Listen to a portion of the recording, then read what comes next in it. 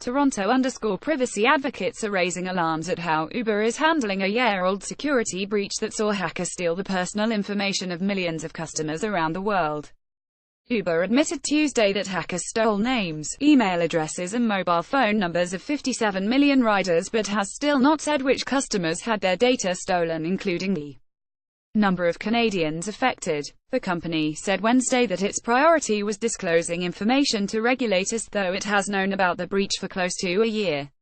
We are working closely with regulatory and government authorities globally, including the Federal Privacy Commissioner's office here in Canada.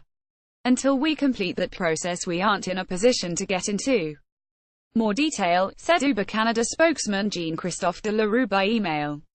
The company has so far specified only that hackers took the driver's license numbers of 600,000 Uber drivers in the US and that it has not seen evidence of fraud or misuse tied to the incident.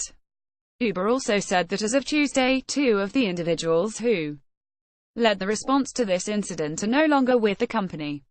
New York State Attorney General has confirmed it has opened an investigation into the breach, with state laws requiring companies to give notice if data is stolen.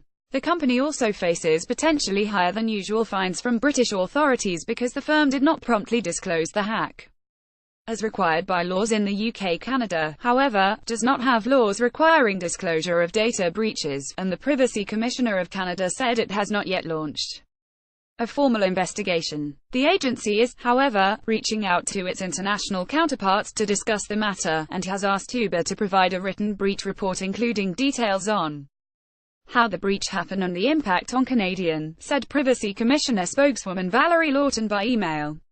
NDP public safety critic Matthew said the Uber breach is the latest reminder that Canada needs to update its laws to deal with the growing threat of data theft. This type of hack is once again a reminder that the government needs to listen to the Privacy Commissioner and implement fines for companies who treat Canadians' information this way. The law also needs to be changed to force companies to divulge these hacks and be transparent. The spate of cybersecurity breaches from Yahoo to Equifax show that more regulation is needed, and the threat of reputational damage isn't enough to force companies to act, said Benoit Dupont, Canada Research Chair in Cybersecurity at McGill University. 20 years of looking at hacks shows that the markets aren't good. The government is going to have to be a bit more assertive about how it directs and regulates companies to implement more stringent levels of cybersecurity. The long-delayed announcement and lack of details so far goes against the importance of transparency in these matters, said Satya Murthy-Kabalin, Director of National Security at the Conference Board of Canada.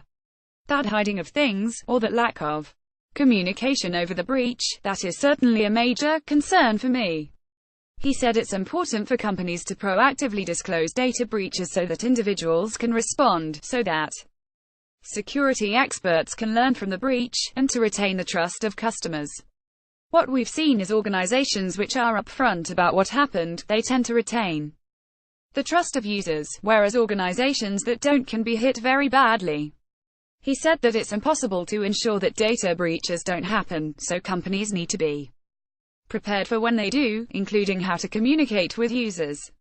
In today's complex, interconnected world, it's impossible to have 100% security, so you also need to be prepared with what to do should something bad happen. The Uber breach is only the latest disclosure of numerous major data breaches in recent years involving prominent companies. Earlier this year, credit reporting service Equifax waited several months before revealing this past September that hackers had stolen the social security numbers of 145 million Americans.